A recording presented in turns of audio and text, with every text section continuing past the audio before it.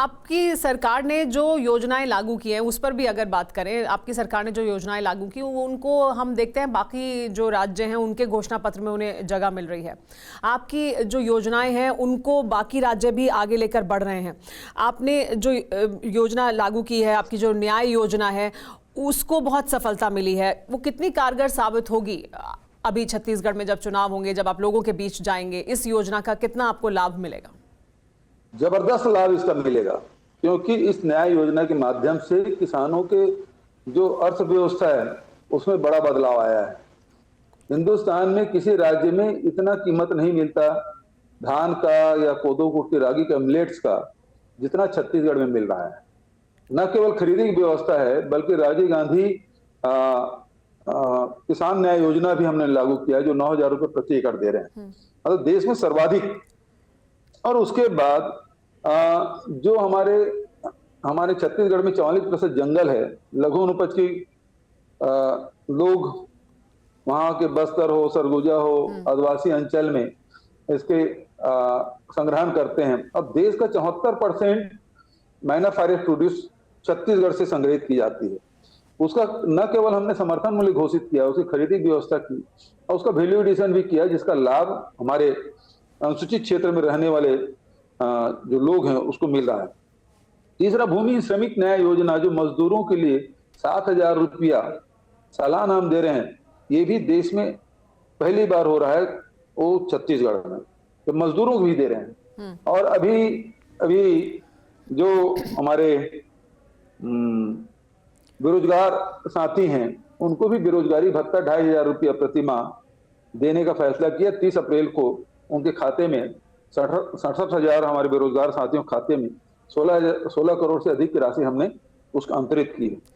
तो इस प्रकार से आप देखेंगे कि चाहे वो मजदूर हो, किसान हो, चाहे वो अनुसूचित क्षेत्र में रहने वाले हमारे आदिवासी भाई हों, उन सबके लिए उसके आर्थिक स्थिति सुधारने के लिए छत्तीसगढ़ सरकार ने काम किया है। दूसरी तरफ शिक्षा, स्वास्थ्य, इसके लिए भी लगातार हम लोग काम कर रहे हैं और रोजगार के लिए भी।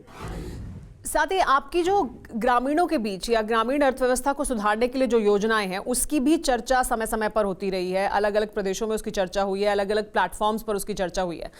इससे आदिवासी इलाकों में, ग्रामीण इलाकों में वहां की अर्थव्यवस्था को बदलने में कितना फायदा हुआ है, कितना लाभ हुआ है?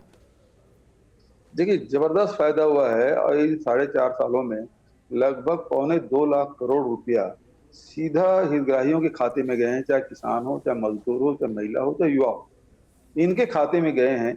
और ये राशि उन लोगों के सीधा खाते में पहुंचने के कारण से वो अपने हिसाब से अपने घरों को, चाहे पुनर्निर्माण करने की बात हो, चाहे अपनी खेती को सुधारने की बात हो, बच्चों की पढ़ाई हो, चाहे और नए रोजगार या व्यवसाय खोलने की बात हो, उसमें बड़ी सहायता मिली है। और छत्तीसगढ़ की अर्थव्यवस्था में इसका बहुत ही अनुकूल प्रभाव पड़ा है। और देश में कोरोना काल में भी मंदी का जब दौर था तो छत्तीसगढ़ में मंदी का कोई असर नहीं रहा। जब लोगों की जेब में पैसा गया, किसानों और मजदूरों के, तो निश्चित रूप से पैसा बाजार में आया है। तो यहाँ के जो बाजार है वो हमेशा गुलजार रहा है। यहाँ मंदी का कोई असर नहीं। व्यापारी, व्यवसायी या उद्योग के पहिया कभी थमे नहीं। और इस कारण से यहाँ चाहे किसी भी वर्ग हो, उद्योगपति हो, व्यापारी हो, किसान हो, मजदूर हो, महिला हो, युवा हो, उसमें बड़ा परिवर्तन वो खुद महसूस कर रहे हैं। क्योंकि किसान है कर्ज के बोझ तले से जो हमेशा दबे रहते थे, अब वो बात नहीं रही।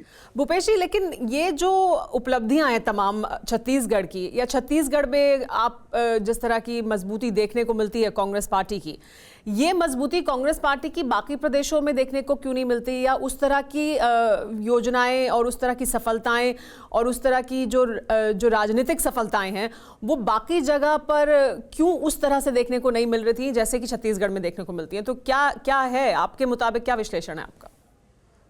देखिए, अलग अलग राज्यों के अलग अलग भौगोलिक, सामाजिक, आर्थिक परिस्थितियां होती है, उसके हिसाब से फैसला लेते हैं जो डिमांड होती है। छत्तीसगढ़ किसानों का प्रदेश है और किसानों के प्रदेश होने के नाते हम लोगों ने जो राजीव गांधी किसान न्याय योजना, समर्थन मूल्य खरीदी और जितने भी लघु उपज खरीदी, इस प्रकार की योजनाएं बनाई है, उसको प्राथमिकता हम लोगों ने दिया है। गौपालक है, उसको 2 रुपये किलो में गोबर खरीदने का और उस गोबर से वर्मी कंपोस्ट है, गमला है, दिया है, अब प्राकृतिक पेंट भी बना रहे हैं, बिजली उत्पादन भी एक जगह हम लोगों ने शुरू किया है। तो इस प्रकार से जो हमारे आसपास जो बिखरे हुए प्राकृतिक चीजें हैं, उसको सहेजने का काम हम लोगों ने किया है। तो पर्यावरण के साथ साथ, स्वच्छता के साथ साथ अर्थव्यवस्था से भी इसको जोड़ा है। तो पहले होता ये था कि पशुपालन करना मतलब घाटे का सौदा था। अब छत्तीसगढ़ में जब से हमने गोबर खरीदना शुरू किया है, अब पशुपालन है वो फायदे का धंधा हो गया है। कृषि में जिस प्रकार से रेट दिए, पहले घाटे का सौदा था, छोड़ के जा रहे थे। तो 2017 में 12 लाख किसान थे, आज बढ़ के 23 लाख किसान हो गए। पहले 55-60 लाख मीट्रिक टन धान खरीदे होता था, आज 107 लाख मीट्रिक टन हो गया है। खेती का रकबा में 22-23 लाख हेक्टेयर में खेती होती थी धान की, अब बढ़ के वो 32-33 लाख हेक्टेयर हो गया। तो रकबा भी बढ़ा है, किसानों की संख्या में वृद्धि हुई है, उत्पादन में वृद्धि हुई है।